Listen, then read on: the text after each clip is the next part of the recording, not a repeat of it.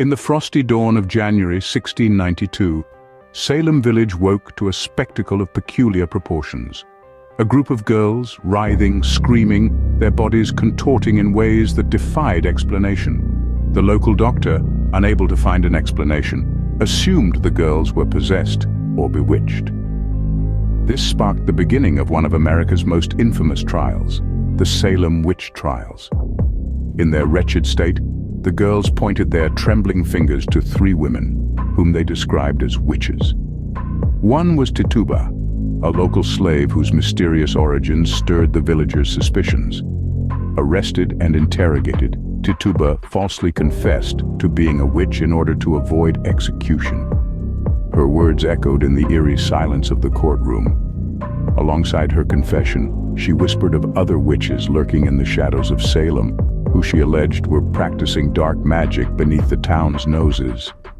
This revelation sent a wave of panic through the colonists, igniting a frenzied witch hunt that would consume the town and later become known as an infamous series of hearings and prosecutions. This was just the beginning of a gruesome and violent witch hunt. Can you imagine the terror that swept through Salem as the witch hunt began? Suddenly, every shadow held a specter, every whisper a curse. The air was thick with fear and suspicion following Tituba's terrifying confession.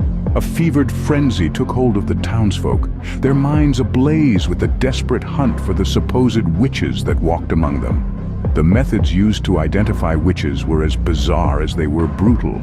A mole, a birthmark, or even an unusual freckle could be seen as the devil's mark in colonial times. The trials that followed were no less unjust. Evidence was flimsy, built on spectral suspicion. Testimonies of the afflicted who claimed to see and be harmed by the specters of the accused. Innocence was a frail shield against the onslaught of fear. As paranoia seeped into every corner of Salem, turning friend into foe, doubt into certainty, the death toll began to rise. And as fear turned neighbor against neighbor, the death toll began to rise. What would it have been like to stand accused in Salem as paranoia took hold? Sarah Good, a destitute woman, known for her sharp tongue, stood before the townspeople, accused of toying with black magic. And gossip took down Bridget Bishop, who was rumored to have played a role in her first two husbands' deaths. 10 neighbors testified against her.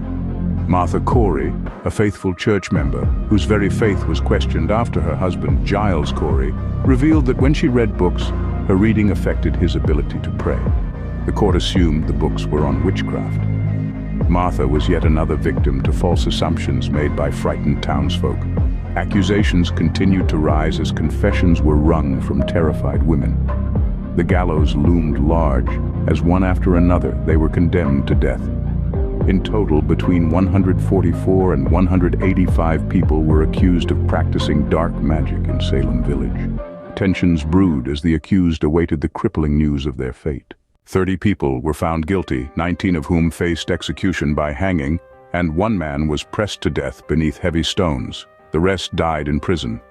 The community was left scarred and fragmented, families torn apart, reputations ruined, and many lives brutally cut short.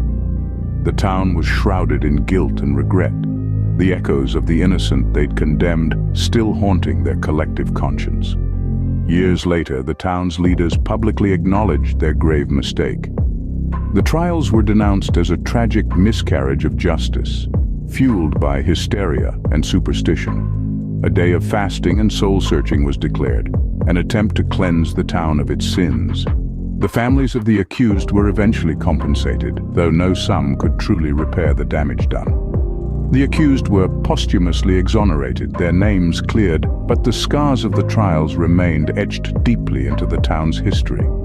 The Salem Witch Trials continues to fascinate historians today because of its emphasis on the power of fear and superstition, which remains one of the most daunting aspects of the events.